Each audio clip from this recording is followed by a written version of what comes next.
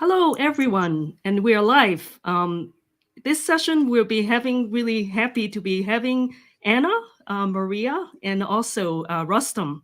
And Anna Maria is based in Romania, or actually, you moved to Netherlands too, right? And then Rustam is based in Norway. So very happy to have these two amazing Java champions with us today. And the topic will be about cloud native, and then how we do not want to misunderstand, and how should we be using the right approach to do cloud native development. So on to you both, Rustam and Anna Maria. Welcome. Thank you. Thank you, Mary. We're very happy to be here today in front of you. Happy New Year, first of all, because this is the very first time that we meet with you, the attendees of JConf, at least from my side. Welcome to Misunderstanding Cloud Native. A little bit about myself. Besides being a Java champion, I'm very passionate about open source, about building cloud native applications, complex scenarios around building cloud native applications. I'm looking forward to, we're looking forward to your questions regarding understanding and misunderstanding cloud native applications. So whatever you have comments and everything, put them in the chat. We will try to address them down the way. And now I'm passing the microphone towards you, Rustam. Thank you very much. And hello to everyone. Good morning, good evening, good day, depending on where you are around the globe. Like Anna Maria said, it's evening here. It's dark already outside, and it's middle of the day for Mary. So it's really cool to do this kind of international event. So my name is Rustam. I am.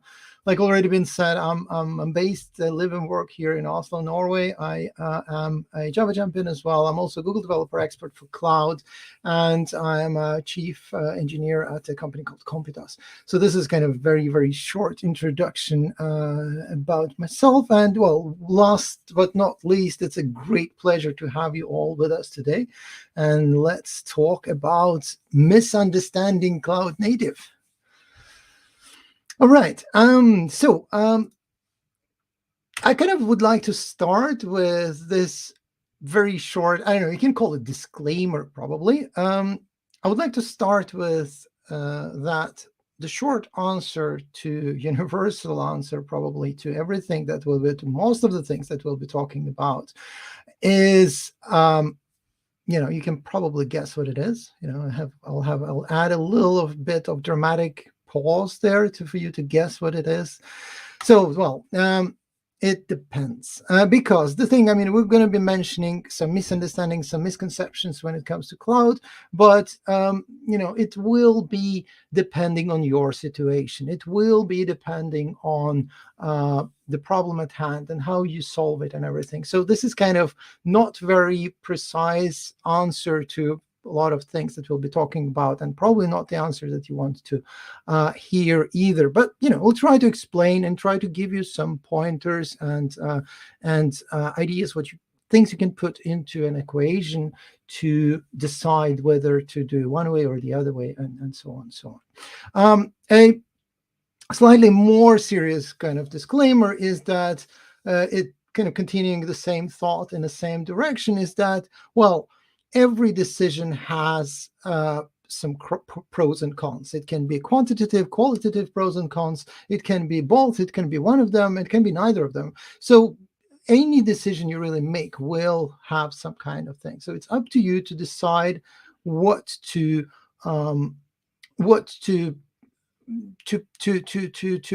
evaluate the risks and how to decide what is good and what's bad for your particular situation. Speaking of cloud native, I very often like to start with this long definition of cloud native foundation, not because it's very short and gives you a very good idea what it is, but it actually does give you a very good idea what it is, even though it is a wall of text. You probably have seen it before. I'm putting it here as well. And again, I highlighted a few words that are very kind of crucial, the keywords for what we'll be talking about for the definition of cloud native. What is actually cloud native? And that's definition, like I said, it's from CNCF, so Cloud Native Computing Foundation, that is manages the whole concept and has quite a few products that are supporting this model as well. To help even further, we removed the words that are not important here, and to help you a tiny little bit more, we tried to group them in a different categories. So we kind of would like to talk today about what we'll be doing. We'll be talking about how we'll be doing that and why. So we'll be doing that in different order, and we'll be doing it in a different extent. To some of the things we'll be talking more and bit less about, and so on. But this is kind of to give you an idea. So we'll be talking about scalable applications. We'll be talking about public, private, hybrid clouds, even actually one more kind of cloud that will be mentioned. We'll be talking about how to do that. So some things around containers, service meshes, all those kind of things. And we'll be talking about why do you want to do that? So what is the benefits of doing that? And that's probably the first thing that probably we'll need to start with as well. So we lost our slides, so I hope they will be back sometime very soon. Yes, they are back. Cool. And let's go to you, Anna. So what do you think cloud native actually means? Does it mean that I have to deploy my apps to the cloud? That's probably like the first misunderstanding. So let's start with the first misunderstandings. As you can see under there, they're all marked as misunderstandings. So well, from my point of view, the thing is that, well, looking at the definition that you shared earlier from the CNCF, it happened that you mentioned there that we are building cloud-native applications that are intended for 3 types of clouds. And while looking at the next slide, what happens is that when you're building these kind of applications, you should think that they can be built and run on public, private, and hybrid clouds. But the popular misunderstanding is that the cloud actually means the public cloud. And in the beginning, when I was looking also into what cloud native means several years ago, I also made this confusion, like if I'm not in the public cloud, maybe I'm not cloud native enough. However, what you should be knowing is that the cloud means the what, where you are deploying and where you're having your scalable applications, as the definition says. So just remember this: as long as you're deploying on a cloud, which can be public or private, then you have multi-clouds. You can also deploy in multiple clouds. Most of the time, they come from different providers, and a multi-cloud architecture would be referenced as architecture that's based on multiple public clouds. And the most convenient one, let's say so, is the one regarding hybrid clouds, because in that one, you kind of reuse something that you had on your prem. You can have a private component on your already existing hardware, plus one or more public clouds. The advantage of this, of the last one, is that it gives you some flexibility in moving your workloads between what you are having under control and something that is scaled for you on demand by a provider. Now, in the next slide, if we're going to look at some other differentiators for these types of offerings, is that, well, you need sometimes to take a decision. And I just summarized here a decision based on amount of resources. So most of the time you would go for a public offering, if, of course, there are some security concerns and privacy that allows you to do that, but also because you are like calculating that your demands, your overall platform demands will oscillate in time. So you cannot envision 100%. You cannot envision it all, and you would rather let a provider do the scaling up or scaling down for you. But if you can predict the resources that you need for your applications, and you would like to reutilize something that some hardware you already had, a private cloud might there be helpful for you. And in the moments when you can partially predict what your platform needs, then hybrid clouds are the best option, because those can host workloads anywhere. So then you can move those workloads easier between the private to the public and so on. So this is one of the decisions that you can take when choosing a cloud offering and becoming cloud native based on where you deploy. But now that I'm thinking about, well, we talked about different offerings, and I'm thinking now about another misunderstanding, Rustam. So, and I've also lived with this fear. Should we be afraid about vendor lock-in? Yes, that's another very, very good point, and very good, very often misunderstood kind of concept, because what I usually say is that lock-in can happen, doesn't matter, no matter what really, if you choose a cloud or not, if you create a cloud native application. It can actually even happen on a much lower level. When you choose a if you choose a framework or a library, it can, result in a lock-in on some kind.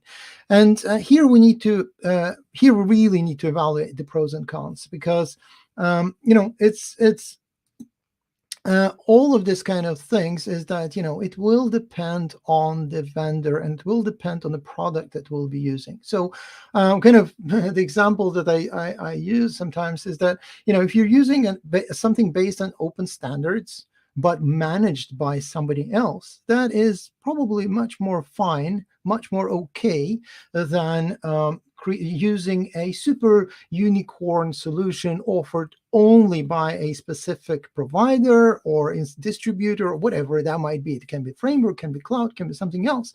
But I would rather here think about more about how much will it cost you to adopt it for something else, and how much it will cost you to move it if you have to, and what are the chances that you will have to move. And then that will give you some kind of an idea of where you might want to go. And sometimes you will need to go for a bit more locked-in solutions, because they will bring some other positive things to your solution.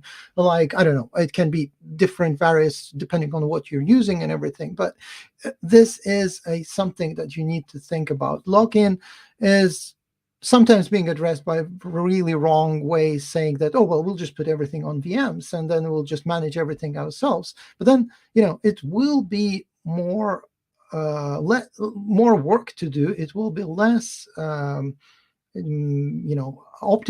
It will be, it will cost you more probably, and stuff like that. So you need to think about that. I mean, is it really worth it?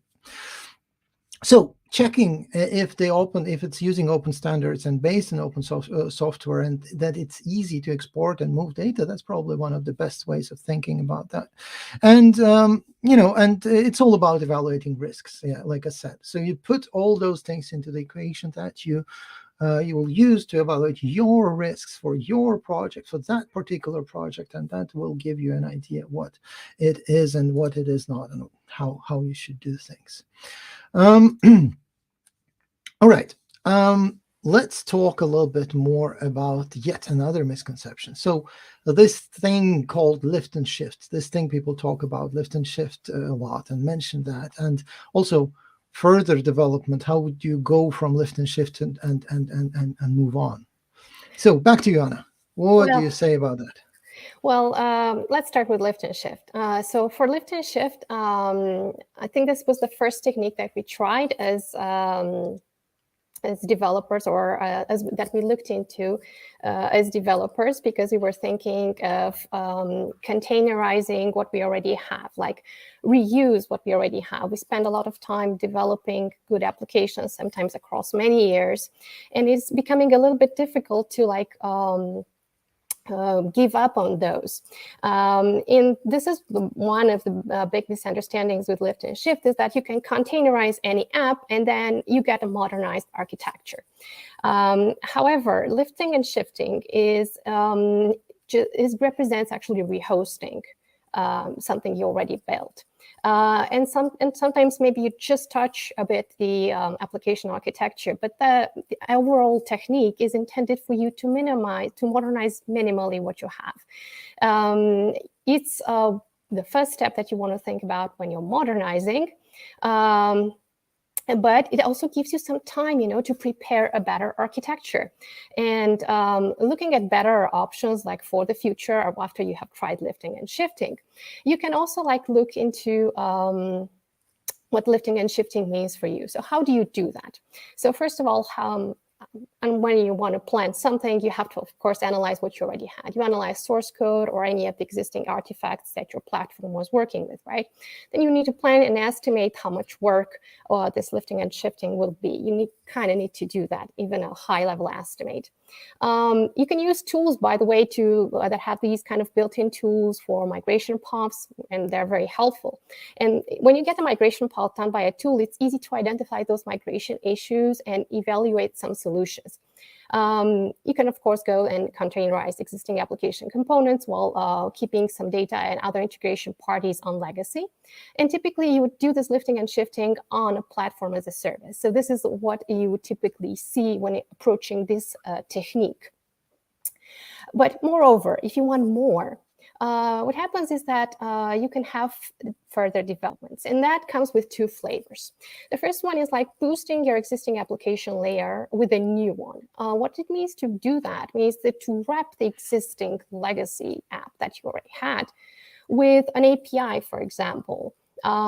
Give that to multiple consumers via an API and streamline via APIs, or using API gateways to interface that part of your software with more modern architectures available there. This new piece of software, this new layer that you would introduce in your architecture, would be deployed on PaaS as well. And it will boost a little bit your development, or even more. Again, you have to approach this idea of modernizing your architecture gradually. I think it's the best way to build something, to do it gradually, not to just go in a moment and change everything. Because complete rewrite, although it sounds nice, and we like to rewrite things as developers, don't we? It actually involves rethinking how the platform is architected, how the platform is developed, and afterwards re-implement it using cloud-native technologies and other features. So first of all, we need to think about what we did, think about how we're going to do it better, and then go into re-implementation. And all these kind of techniques like lifting and shifting, boosting with new layers, can prepare the road for us to the complete rewrite. And looking into another part regarding development and approaches with development, Rustam, what about if I would use serverless? How does the serverless paradigm fits into this?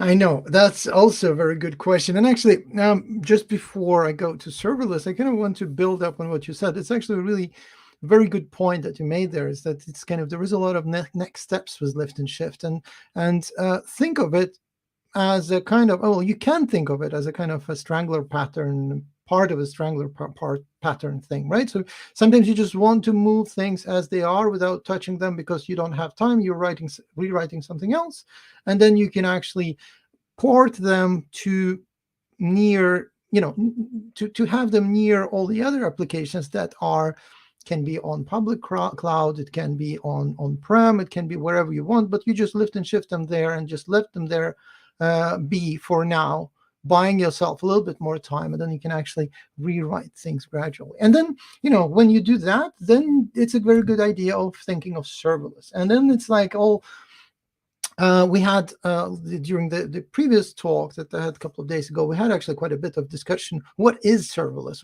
How do you define serverless? Is it only functions? Is it different things? And let's talk a little bit about that, because going modernization of your application does not mean that you have to go serverless. So first of all, what is serverless, right? Well, serverless does not obviously mean no servers, even though it kind of has this less thing, which is in English often means that is without something, right? So without servers, that's not really correct, right? So you still have servers, but you don't have to manage them as much. So it's probably, I don't know, it's probably the wrong thing to say, but it probably should have called manageless or something like that. I don't know, it's probably not even a word, but you get the point. And it's all about letting some kind of automation to manage those services for you instead of doing it all and spending time on doing that. And another thing that's kind of a sub-misconception, sub-misunderstanding of this whole serverless thing is that, people think that, oh, well, I have to go with a specific cloud or something to be able to go serverless. It's not really, even though definition actually says that you should create something that is able to run on serverless, basically by saying that, well, it will enable us creating loosely coupled systems that are resilient, manageable, and observable. That is correct. And it will make your application easier to run on the cloud, but it will make it easier to manage automatically by some other things like Knative and different other ones that we're going to mention in a bit. But again, it will make your applications better, but you do not have to go on the cloud. And it can still be on-prem as well, but you will be getting benefits. You'll be getting benefits in a way that your applications will be more observable, easier to see how they're doing, and easier to scale up and down and everything. But also, if you do it right, you'll also save some resources like hardware and stuff to make your applications run smoothly while not constantly hogging some kind of resources that they're not using at that particular point of time. Yeah, and that's the thing that we talked quite a bit about now, right? Do I actually have to run it on a cloud to use serverless? Well, no, not really. There are a few options for that. There are things like I mentioned already, Knative. There are also, if you're into different ways of creating cloud functions of one way or of one kind or another, it can be things like Quarkus Funky. There are other options to create functions, cloud functions, so like small pieces of code, but again, that should be a very small pieces of code. If you don't really want to create whole your application as a bunch of micro functions out there, because it might be a bit challenging to make them all talk to each other, to manage them, and so on. So put them in a tiny little bit bigger containers and put them on something that can manage things for you. So for example, Knative is an open source free product that can actually use all that. It's built on top of Kubernetes, it's built on top of Istio, and then there is a Knative kind of wrapping the whole thing on top of that. So options. Let's talk a little bit more about options. So there's always a way to improve and evolve your implementation. And also, actually, going a little bit back, it's also ways of avoiding a lock-in. Because when you create, the way you actually avoid vendor lock-in is to evolve your application to be automatically deployable and automatically creating the resources and everything, instead of doing it in the UI for the particular provider, particular solution, and so on. You would rather use some kind of infrastructure as code tools that can do that for you. So, for example, Terraform, Pulumi, or any other ways of doing that, where you actually write a description or actually a code or something that will define how you want your state to be, and that systems will try to create that state. And that will be easier. That will make it easier to move around, because those solutions would typically support main public cloud providers. They will have support for some other things, and so on. Supporting it will make it much easier to some extent. But then you have to be careful how you do all that. We'll talk about that in a second. But for now, let's stop there. And if you're planning to deploy on Kubernetes offering, so consider, like I said, looking at Knative, because you will be free, a little bit more free from all the complexity that Kubernetes might bring to the table. And the other thing that people usually ask when talk about all that is, Can I run it locally? Because, we developers, we would like to run things locally first, test them out. Also, debugging is a thing, right? Because you might want to see why things are failing. You might want to fire up a debugger, set a few breakpoints, actually step through code and see what's going on. If you put all that into some kind of cloud that's out there, you will, very often end up with some logs and stuff you have to process instead. So you kind of have to do it post error kind of thing. But there are ways of doing that as well. So look for the various CLI clients, so emulators and CLI clients for this kind of cloud-based serverless environments. Very often they would have some. Also, when working with Knative and Kubernetes, some teams utilize the development environments that are quote local. They're not really local, but they kind of behave like local. So one of the examples would be a Red Hat OpenShift sandbox, but there are some other ways of doing that as well. But you might not want to have a Minikube installed on your machine and doing all development on that. That's totally fine to do that, but if you don't want to do that, you can use some other ways of doing that as well. So just a few pointers where to look for things and what you might want to add to your, what should I call, serverless toolbox. And since we talked about quite a bit about Kubernetes, I think it is time to talk a little bit about probably the elephant in the room. What if you want to run your own Kubernetes installation, Anna? What is that worth doing? What do you do? How do you do that? Well, take it away. As we said in the beginning, it depends. But on a practical note, do-it-yourself Kubernetes service and platform was a movement that was ignited by the fact that Kubernetes is a platform that is extensible, that is portable, and is easy to interact with. You have great documentation, a great community around it that is there to help you as a developer, as a DevOps engineer. So thanks to that, there was a mirage of I want to build my own because it's so extensible, so why not? And it's portable. However, whenever you're thinking of doing this, I would like to tell you a story. It's a short story about do-it-yourself Kubernetes. So what you should know is that these actions that are listed here are actually the actions that should be taken into account for one cluster, and this is why you have the for each cluster there in the parentheses. So for one cluster, if you want to make a cluster totally abstract from a provider, you would use a deployment tool like Kubed or KubeSpray. So you need a way to prepare the canvas. After you prepare the canvas, you have to create and manage multiple control plane systems. Why multiple control plane systems? Because, well, somebody's going to say what if one control plane fails? You need another one to be there and take over the coordination of work, and that's why.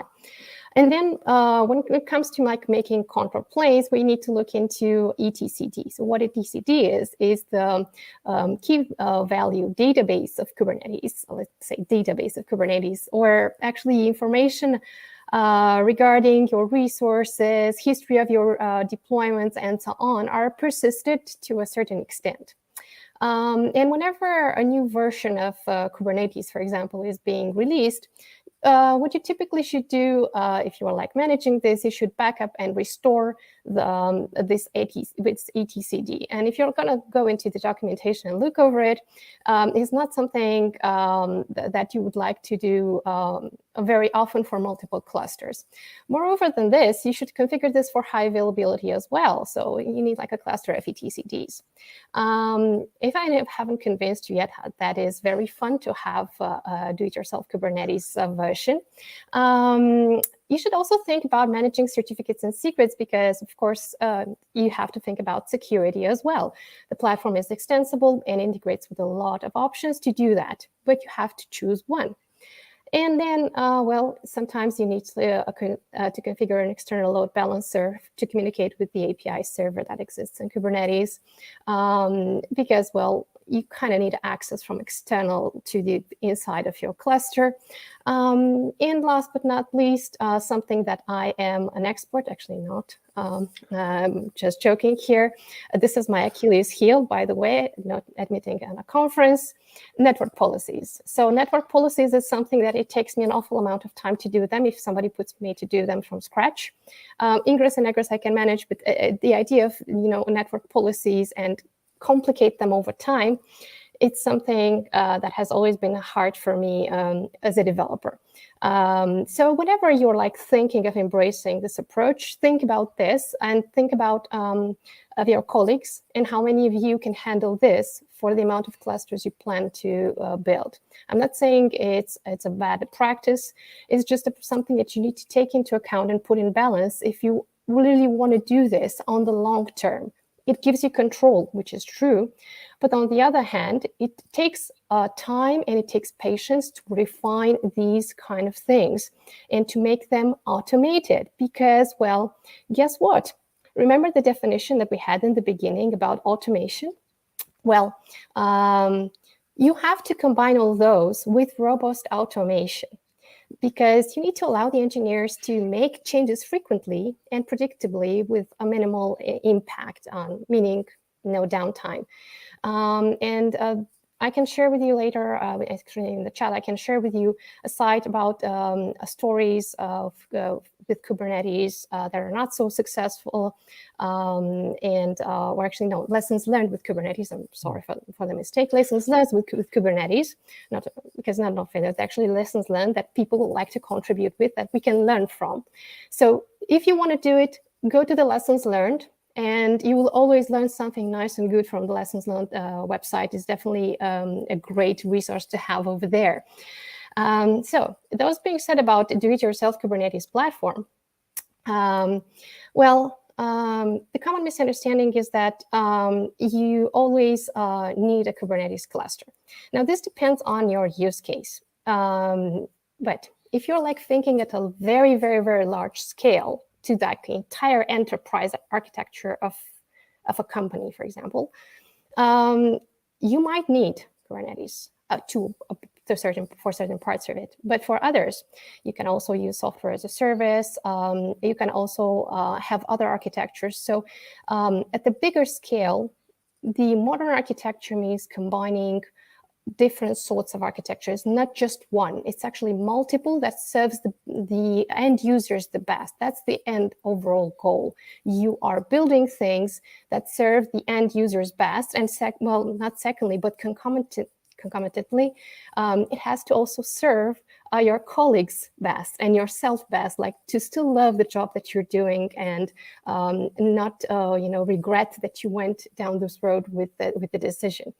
And when looking at the next slide, I'm seeing that, well, we got to automation part. So let's talk about continuous integration and continuous delivery, because this often is perceived as something that you can script once, but it works under any conditions. Any thoughts on that, Rustam?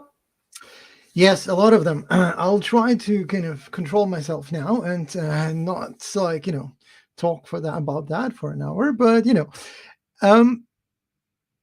it is a very common misconception. So, when you just write it once and it should work for now we just don't need to do anything about it, or there are different ways of doing that. So there is also another way of saying that, oh, well, our pipeline failed. So think of it. We have a pipeline like this. Something fails in your pipeline. You really need to deploy something to a production somebody or test or whatever environment you were deploying to, and somebody is standing over your head and is like, are you done yet? Are you done yet? Are we there yet? And so on and so on. So it can be very tempting to kind of go around the whole CI/CD pipeline thing and do that manually. Just log in, type a few commands, fix everything, save the day, push it to the production, and everybody's going to be happy. The problem is that if you don't do it properly and through the actual CI/CD pipeline that should be implemented, well, not only once, well, it can be implemented once, but it should be maintained all the time. then you will have the same problem next time and next time, and probably you'll have even less time, or possibly you'll have even less time next round. So it might be a very tempting solution to do so, but do not do that. So update your CI/CD pipelines, keep them sharp, keep them updated, and use them for all kind of environments that you might have. So you might have test environment, staging, production, backup, whatever, depends on your project, depends on how important that project is, depending on the architecture, and so on, so on, so on. But the point is, use as similar environments as possible, use as similar CI/CD pipelines as possible, preferably the same one, just with a little bit different parameters and stuff, because then you'll get to test your pipeline way before it hits actually production. So, resilient pipelines, resilient CI/CD pipelines. So what are the main points that we need to think about when talking about that? Like it's been mentioned already with some other things like Kubernetes and stuff. So shared responsibility is the thing. So you think of it as a shared responsibility thing. Do not just expect one person to maintain all that and just sit there and say like, oh, well, I cannot do anything. We're waiting for the pipeline to be fixed. So we're just waiting here, drinking coffee. There is that person is sweating and trying to make it work, and we're all just there. It's a shared responsibility. You're all in the same boat, and you're still all going in the same direction. So do that. Like I said many times already, I'll repeat it again because it's an important thing, and good things cannot be repeated enough, I guess, is that the pipeline should evolve with your features and your processes. If you're adding new library, new ways of deploying, new server to be deployed, a new microservice to, or something like that, your pipeline should reflect all those changes as soon as possible, preferably at the moment that happens. Merge to main as often as possible. That's another very good thing, because, and that's generally, it's not only with CI/CD pipelines, but with generally you'll save yourself a lot of headache if you don't have this long-lasting, long-living feature branches, or branches that are just out there living their own life for months in and out, and then at like half a year later, you'll have to merge them in, and lots of things have changed. Lots of things have changed ever since, and you'll have a lot of conflicts, errors, and all those kind of things. So even if you have to have those branches that live a bit longer than the normal ones, still try to keep them maintained, still try to keep them alive. Running automated tests to provide quick feedback. That can be tests of applications that are embedded in your CI/CD pipelines, obviously. It can be different kinds of tests as well. It can be anything from unit tests to integration tests, end-to-end tests, all those kind of tests. But you should probably also create some tests for your CI/CD pipeline as well. So alerting tests and things like that, telling you that something went wrong. That's the bare minimum, I would say. And yeah, well, do the frequent small deployments as soon as possible to all the environments. So again, not only production, but all the environments, because exactly like I said earlier, it's exactly the same reason you will find errors much earlier. So you'll find that something is wrong with your pipeline, something is wrong with your code, something is wrong with some of your tests, or the tests are pointing at some kind of error you made in the code. All that will happen way before you hit the production. So you do not want to wait all the way till production to make that happen. So fail fast as possible in the environment perspective, and also in the build perspective as well. All right. So now we should talk about yet another misunderstanding, Anna. So should we observe things? That's probably the answer for that is yes. But should we observe things only in production? Because that's the important thing, right? That's where the action happens, right? You would think. You would think, but let's start by defining observability, because this term might be something that you've heard, but there are many options of like looking at it. Well, observability is actually the ability to measure, very important measure, a system's current state based on the data it generates, like logs, metrics, and traces. And going back to the idea of like observing a system after reaching production, or observing a system only in production, you have actually, you and your team has provisioned all of those environments and working across multiple environments and not working directly in production for a reason, so that you can actually observe that if you have performance issues ahead of reaching production. Of course, certain things unfortunately still happen in production, and then we struggle a lot on like reproducing them and so on. However, observability is something that doesn't start with production, is something that is gradually built, similarly to the CI/CD evolutionary concept. Is the same thing in case of observability. So looking again to this misunderstanding, how do we make a system observable? So first of all, you need tools, you need instrumentation. And nowadays, the instrumentation method, you should be looking into open source tools or tools that have open standards adhering to open telemetry. If you don't know what open telemetry is, just Google it. You're going to find that it contains a lot of tools, a lot of good practices, and it's very easy to understand its documentation in terms of referencing the implementation for a lot of programming languages, including Java.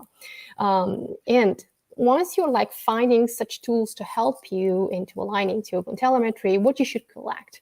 Well, definitely you should collect logs. Well, because logs, as we know them as Java developers, have been our helpers for a long time when looking and debugging things and seeing if when things are not as going as great.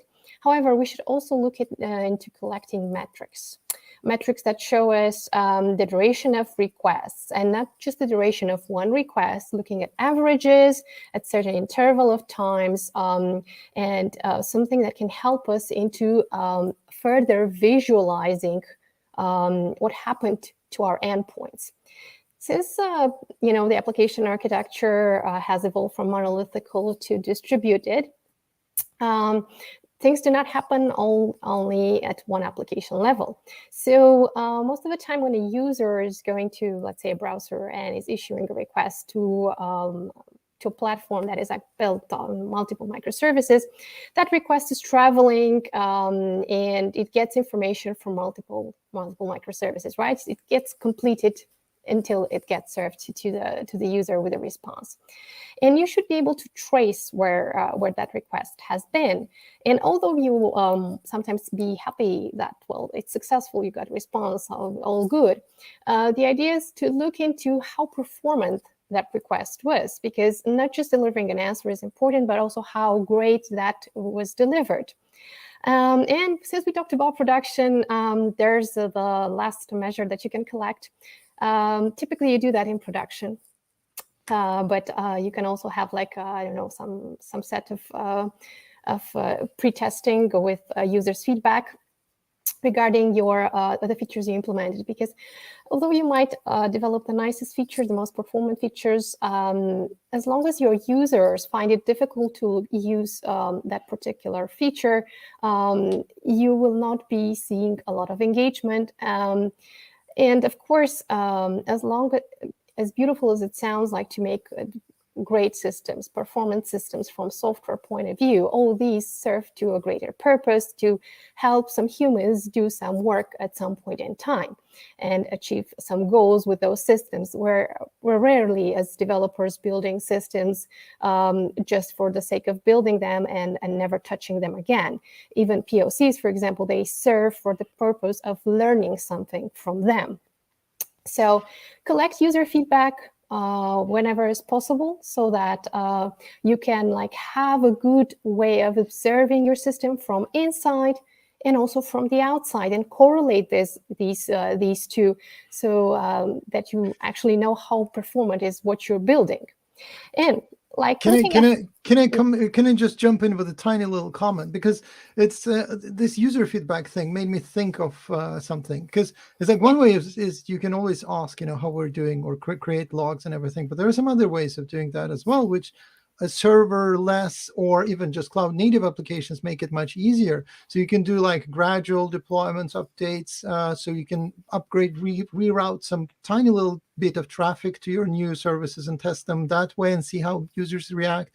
You have blue-green deployments. You have a lot of ways of doing that and collecting partial user feedback before you go all the way. And just to mention that. Sorry, I did not mean to interrupt. So back to no, you. no worries. Thank you, Rustam, for reminding me about blue-green deployments and canary deployments. They can definitely help you when you're releasing features to know and test how well those are accepted by a portion of your users. But also, canary can be used when you want to make available certain features only to a portion of or region in the world, and so on. So always are ways to interact with the users and analyze how is that. But now that we talked about observability, we talked about doing things continuously. Let's look a little bit at the the CPU and memory cost thing. And there's been a misunderstanding around for some time that we need to do zero downtime. Well, this is not a misunderstanding. We always want it. From day one as developers, when we learned about development and we understood what deployment is, we want zero downtime. We don't want for applications to be down. We want for things to go smoothly. So zero downtime is a goal when we're working, right? And then we need to talk about something that's a little bit more as an obsession, the idea of scaling to zero. Let's take things gradually and look firstly into the zero downtime. Now, zero downtime is something that you can achieve with deployment strategies, as Rustam mentioned earlier. So you can have zero downtime with some very popular deployment strategies like the one that was already built in Kubernetes, like rolling update. But Kubernetes default strategy for a deployment, the rolling update one, and it doesn't produce downtime, but it can be influenced in how much time it takes to roll the updates by how graceful you manage to shut down and start, and how fast you can start your application.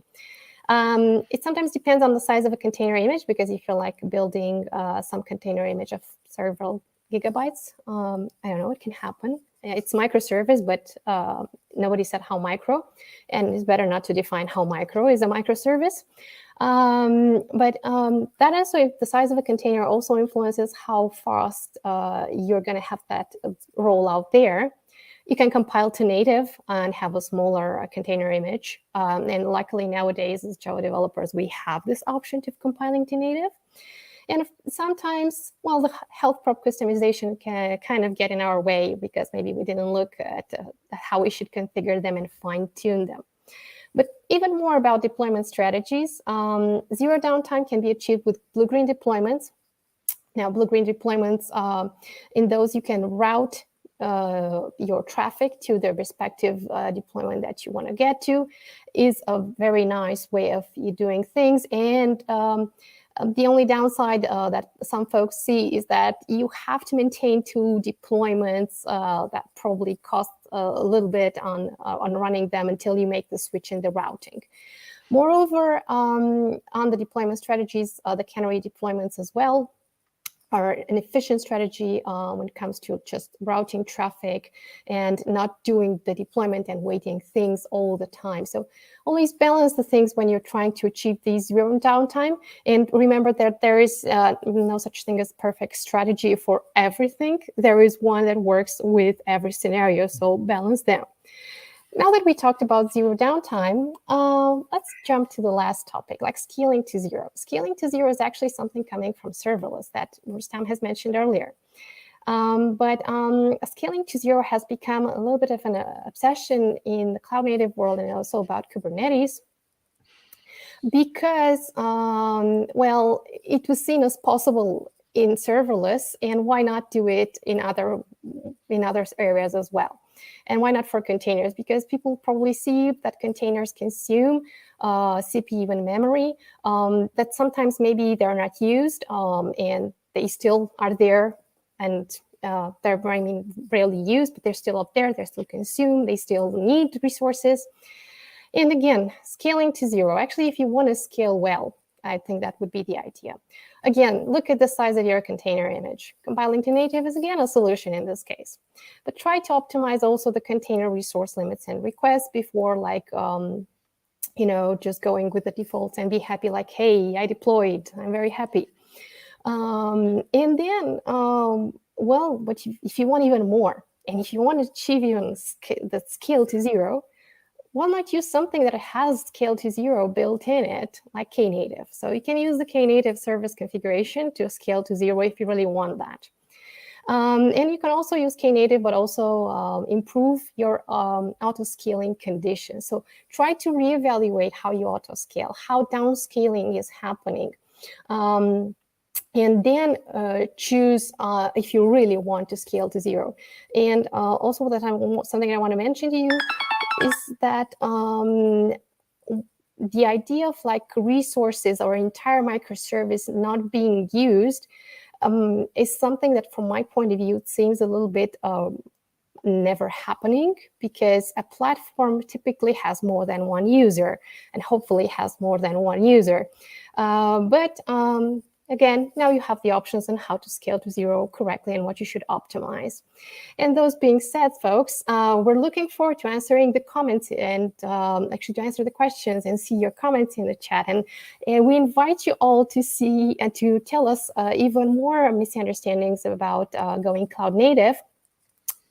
And most of the graphics from these slides were provided by Rustam, who's a great designer, as you could have seen. And hope you enjoyed our talk. And now let's debate and have the conversation about cloud native.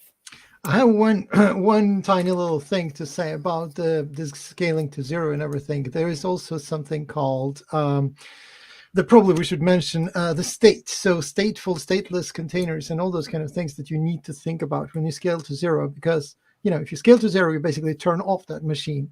What will happen when it turns on? Will it remember all the things that have happened? Have you thought about that? And all those kind of things. With that, we are opening for questions, and would like to say thank you very much. Follow us. This is us on Twitter, so follow us, and then we can continue the discussion also on Twitter throughout public, private messages, anything goes. But for now, let's go with the questions that we've got so far. Okay. That was great talk. Yeah, thank you, Anna and Rustam. Thank you. Yeah, I just scroll back on the chat. So we have one, I'll go in chronological order. So Mohammed is asking about what are the tools you use for shift and left. So yeah. So yeah, well, you want to do that? You want me to do that? I can start Go on ahead. that. So for shift and lift, I think there are a bunch of tools coming from providers. Firstly, speaking as a person that works for Red Hat, I can say that there is a Red Hat application migration toolkit, and I think I've seen some time ago a blog about how to do lift and shift using that, and what are the first steps when using that. But from what I've seen in the landscape, most of the cloud providers are offering a way to do lift and shift, because as spoken in the talk, those that offer you the cloud are more interested in helping you to lift and shift as well. So they most probably will provide you some tooling there. And those tools can give you those migration pops that I was telling you about, and then you can fine-tune those later on. But I'm sure that Rustam has a lot of good things to add to this as well. I mean, it's a great answer already, so it's getting really hard to add something. I mean, what I think of is that when you do lift and shift, well, obviously, like Anna said, there will be tools provided by whoever you will be lifting and shifting to. But then there is also different strategies, right? You have to think about if your application is in one way or another containerized. I mean, is there a container already? So then you can move it as a container and lift and shift it as a container. If it is a very special installation with special hardware and not special hardware, but special software and special distributions of software and those kind of things, maybe you need to think of migrating as a virtual machine to begin with. Or there are usually ways of doing that, and you need to think about what your solution is. So some of them will, for example, some of the cloud providers will provide a managed version of whatever you're using. So say, I don't know, let's say database, right? If you're using a MySQL, Postgres database, something, they will probably provide some kind of managed version or something in the cloud, and lift and shifting might mean that you just basically mirroring it over and then you're doing the switch at some point, or you actually move it as a VM and do all those things at the end. So there are different ways of doing that, and like I said in the beginning, the short answer would be it depends, but you're probably not the answer that you want to hear, really. But it will depend on your use case. It will depend on the way you want to do things, and that will be more applicable to your application. Mm-hmm. That's a great question. Thanks. Okay. Now the next question is also from Mohammed, but I think it must be like the same. Is essentially the same, right? Yes. I think so. Yeah. Migration paths, right? Okay. So if it's not the same, Mohammed, feel free to rephrase and ask it again. You're more than welcome to do that. That's right. Yeah. Okay. Now moving on to the next one from George Smith. As an ops appreciating senior developer, having a dev team dealing the DIY Kubernetes is a non-starter and would be a reason to leave the company. That's probably more like a comment. I cannot comment on personal choices or on professional choices of others. But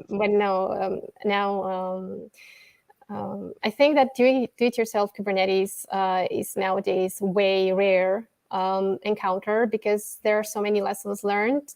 And there are so many examples of companies that succeeded on doing this because they have large engineering teams and because they wanted to build that. So you really need to think about if you afford to do that on the long term. And I'm not saying here from just necessarily from cost perspective. I'm also speaking from people's perspective, because from my point of view, people come first, and they should love what they're working on and not feel it as a burden. And I think that there's also you kind of lose the flavor of working with Kubernetes if you're feeling it all the time as a burden to work with. But great comment on this. So we reached the audience. And well, the actually, speaking of costs, I mean, it's not necessarily the money wise, which is also a point, but also what Anna said, with management and everything. I mean, think you'll probably have what's it called now? It's called now control plane node, isn't it? Or something like that. Yes. So the kind of the main node that controls everything. So you'll need to have at least one machine there. You'll need 2, 3. Typically 3 nodes doing all the containers and all these things, and you need a little bit of pressure on your application. You need a bit of users and a little bit of calls and everything to kind of justify all that park of machines and servers and all those services and everything to kind of go Kubernetes. So you need to be reasonably rather big before it's a good thing, probably. I mean, that's my take. Your mileage may vary. That's the kind of first thing I think, and then I try to figure out what are how things are at the specific context. Because I mean, I work for a consultancy company. I work with different customers. I get different requests to do things. So this is kind of my thought process. Do you really need Kubernetes? Okay, you do. Okay, cool. Let's think about how we do that. Oh, well, maybe you don't need that. Maybe you should look for other solutions and stuff like that. So this is kind of a way of guiding also others that want to take into something into use. All right, let's go. Is there any other questions? Yeah. I think there's one more comment or question. Yeah, there's a question from Mike. Yeah. any other devs using kubectx or OhmyZHH kubectl plugin? kubectx, I know what it is. I used it some time ago for switching context. For those of you that do not know, it's like a plugin, that tool that you can use to switch contexts in Kubernetes. So most of the time to switch context in Kubernetes, and like not all the time do the kubectl something minus namespace and name of the namespace.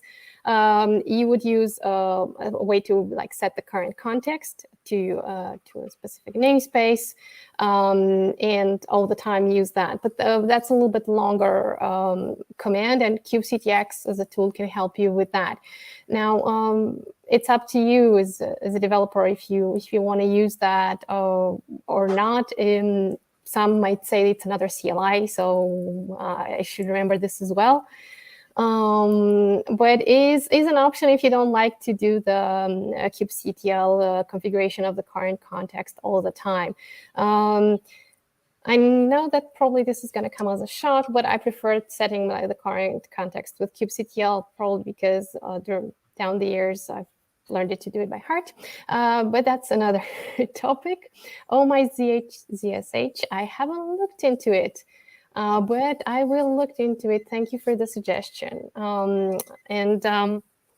Yeah, I'm looking forward to see what they are. I mean, what OhmyZSH is, because it sounds useful. Okay, and I think did I miss something, or there was one last comment that was one. Yeah, there you go. That's right. Yeah, I should remove it. So could we elaborate more on the developer experience and how to approach testing in production parity, giving all the deployment models and options as an application may need? That's a good question. That's really nice. You want to go? One. You want to go? You want to start? For this time, I'm going to leave you first because I started on the others, and it's the polite way. Nah, but it's okay. Well, okay, I can try.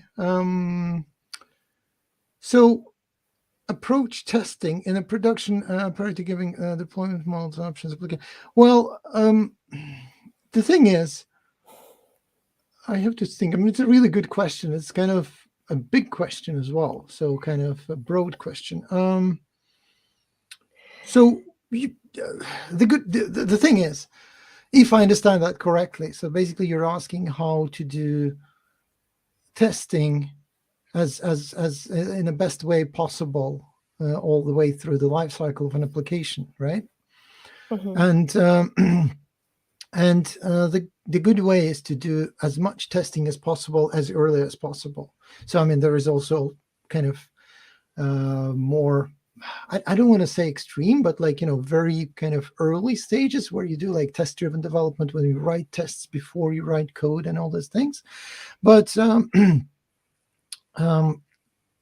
can obviously go that way, or you can write your unit tests and make them available there. What usually is a problem, at least very often I see, especially with the legacy projects with a little bit bad test coverage, is that it's kind of hard to convince whoever is paying money for you to develop things. Can be a customer, can be just your project manager or whoever.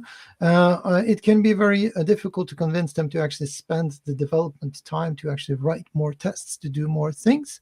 But again, that might be a very good idea to do that, especially starting. I would say if you want to do a very good developer experience and also have a little bit less headaches of when it comes to production, start with the typical areas where things fail more often, right? I mean, look for things that, okay, where do we have had most errors lately?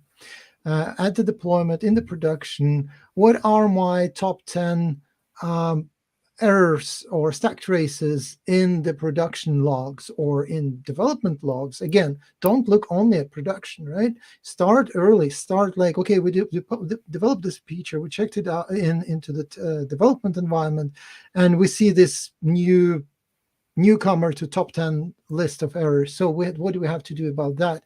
So write tests around it, make sure that you get a good coverage and you catch all those errors, fix it, and make it run every time. So now you have one less. Now you will still have top 10, but there will be different top 10. You will taking off the top error, and now you have only 9 top errors left, and so on and so on. So that top 10 will be there, but the errors will change, and that's a good thing. So that's probably one way of at least addressing testing and making yourself life easier and happier as a developer as well. What do you think, Anna?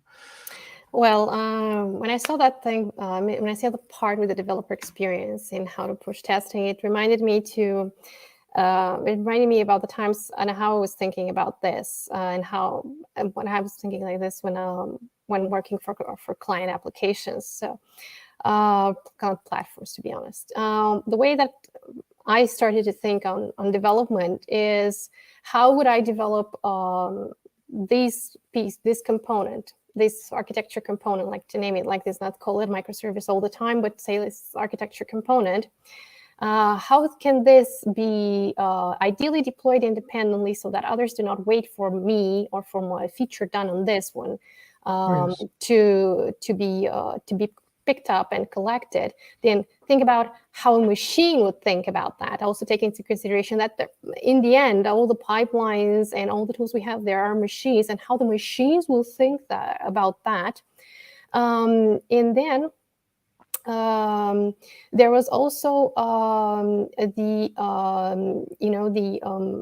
idea of like then testing. So testing is if you're looking from the application side, as you said, Rustam, you do unit testing, then you can go with integration testing. You can do even do smoke testing if you want to see how things are like briefly working, and all these sorts of tests to really help you. But looking at the production parity and looking at the parity and like envisioning the right way to deploy things and how things are working, I think you're also concerned like, how do you keep performance while you're doing over that? And that's another side of the story, because you do development, you go through all the phases and so on, but you realize that not all the time performance of what you built as a team is the same. And in that case, the testing thing is not coming anymore just from application side. And a lot of time as a developer, I thought like testing from the application side. However, looking from the entire platform side, I see that Kubernetes can give me information about how performant things are by looking at different implementations of the metric server that looks over the nodes and the pods and everything, and shows to me like how things were allocated, how well they were allocated, why they were allocated later. Then we have observability, like looking in how things performed as well, and and then you go into more refactorings, and then you evolve even more. So it's actually a way of developing it. You called it developer experience. I used to call it developer workflow. So like how we are going to practice this as a team on the long term without like, disliking what we're doing daily. And this is something that you are again evolving with your platform and with your team members, because probably in the beginning of a project, you're not as many people as like in, I don't know, after 2-3 months, or depending on when you have to deliver that particular piece of work. So it all varies so much, but it's all the time about measuring from my point of view, and not wildly guessing that things will work. And nowadays we have so many options in like assessing and measuring things, not speaking just from the observability tools point of view, but we can assess things from testing point of view. We can replicate, and actually we can simulate locals. We can simulate on local Environments. As environments and everything way easier than it was down the day. I mean, I remember how I started as a Java developer. And so in everything that I was starting as a project as a Java developer, I was getting like a setup, like what you need to do to set up. I don't know, setup of an application server, how the profile should look. If the profile crashes, then you go and be happy and ask for a colleague to come and look and why that happened to you, and so on and so forth. So that were the days. Nowadays, things are a little bit more Sounds streamlined. painfully familiar. It's like works on my machine was the kind of the thing, the word of Yeah. the day. Yeah, but nowadays with this ability to replicate, and when you're thinking like how the others will do it, because this is the key of working in a team, like how the others will do it, and how that machine that processes this piece of code that doesn't care about this piece of code because the machine doesn't have feelings yet. Just trying to be correct here, because who knows how the future will look like. So the idea is that all the time care and think about the rest, and that's how you can get to a great developer experience within your team. It's something that you adjust, but at least you don't have to set up the profile anymore. So that is something that stayed in my mind back in the day when I was developing that, when there were no containers when I started. So, at least I didn't know at that time as a junior that there are containers, because there were some sorts of, there were the beginnings of research and everything. And I was praying, I hope that one day things will be better. And I can, and we will do it better. And we had all this, and deployment at that time meant like having a procedure, talking to some people, and all the time praying that in production is not going to look differently, behave differently. And yes, there are many stories that were not that nice back in the day, but the world has evolved, and we should embrace that. Indeed. There is more. Yeah. There is more. Again, last one. Question. Yes, Okay. yet again, a great question. Okay, let me read that, and then you can start answering this time, I think.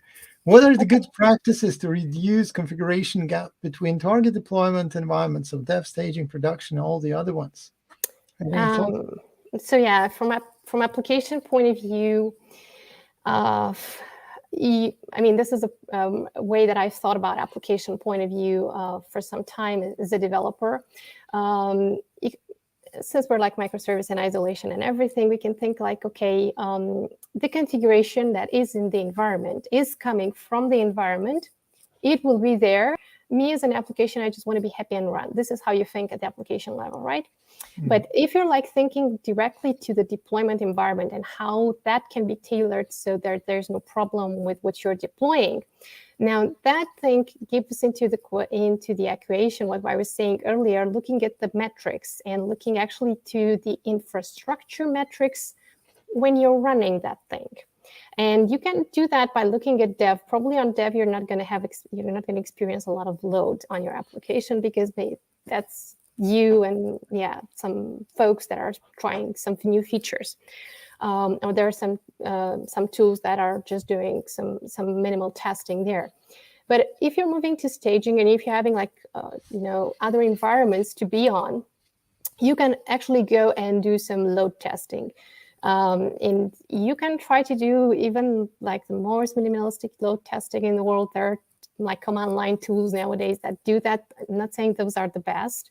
You should if you're building something serious, you should use a serious tool. But you can start with something that is some easier for you to work with, and then I think that back in the day we used to perform the so-called load testing with JMeter because it was closer to Java.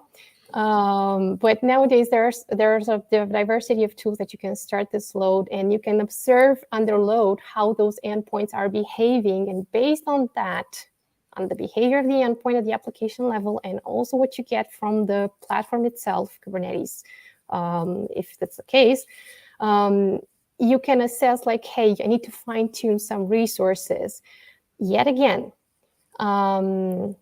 they're reducing the configuration gap. Production is more likely for that to have more resources than staging and dev, because that's where your users, sometimes millions, sometimes hundreds of thousands and so on, will go and use the features of your app. It's impossible for you to replicate 100% the production with the staging. You should try to stay as closer as possible, yet again. But just some things you can address ahead of time. And you can identify even patterns by looking both at infrastructure and application level and see that there's a proportion when things are requested between these resources. And you can like say, hey, yeah, so when these 100 users started to come, or 200 and so on, started to come, my endpoint behaved like this. It's not necessarily because what is coded there is not good, but maybe there's a boost that needs to be done at infrastructure level so that you make that a little bit behaving better and it's not slower and it's not overwhelmed. So yeah, there's a lot to talk about, practices and what you can do, but most of the time the configuration part, it can be done, it can be improved by observing how things are in these different environments. Nothing starts from the beginning. I mean, it starts great from the beginning, and it's just one recipe that works everywhere, like in the CI/CD thing, scripted once and working anywhere. Yeah, but that's actually, that was about this thing that I was thinking to mention as well. I mean, think of it as one of the ways is to actually write to script all your environments, and you can create and tear down those environments as soon as possible. And then, like you already said, I always say that whenever I get a chance to say that, I always say that try to keep your environments as similar as possible. I know it's impossible to have a total exact copy because it might cost you too much and so on, to have exact copy of production, but try to keep it as similar as possible and try to use the same pipelines to deploy, because then you will have a less kind of, now you can just update a few IP addresses, a few URLs, maybe a few ports or something like that, and then you will be on running on another environment. So that will hopefully help you a little bit as well with the configuration gap between the different environments. But try to keep them as simple as possible, because as similar as possible, because it will help you to both with this, like configuration, but also with debugging, with finding errors in environments that are some kind of bottlenecks, memory leaks, and all the other things that will behave in a different way based on different amount of resources it has, and so on, and the amount of users for that case. But great question. Thank you. Okay, so I'll add myself back because I was doing. Hello. Yeah. Okay. Yeah, so I think looks like we had reached the last of the question already. I guess unless someone has the last minute questions, and I know there's another session just started too at, I guess, 15 minutes ago. So yeah, but this is all fine too. It doesn't seem to be an issue. We can still continue to talk. But I guess in this case, if there are no more questions, then we will then end this broadcast. I think unless someone wants to say something within the next 30 seconds, then we'll stay on. Yeah. That's like, yes, I think like speak now or forever be silent. Yeah. No, or actually don't no. be forever silent. Use the social media. Talk to us through there as well. I mean, right. or ask questions right now. Yeah. Yet again, thank you all very much for coming. Thank you, Mary, for hosting us. That's been really, really fun. And thank you for all being here. Great presentation. Yeah, thank you. Thank you. Thank you for all the suggestions and questions, and good luck on being a good cloud native developer, engineer, or anything. See ya. Okay. Bye-bye. Bye. Bye. Bye.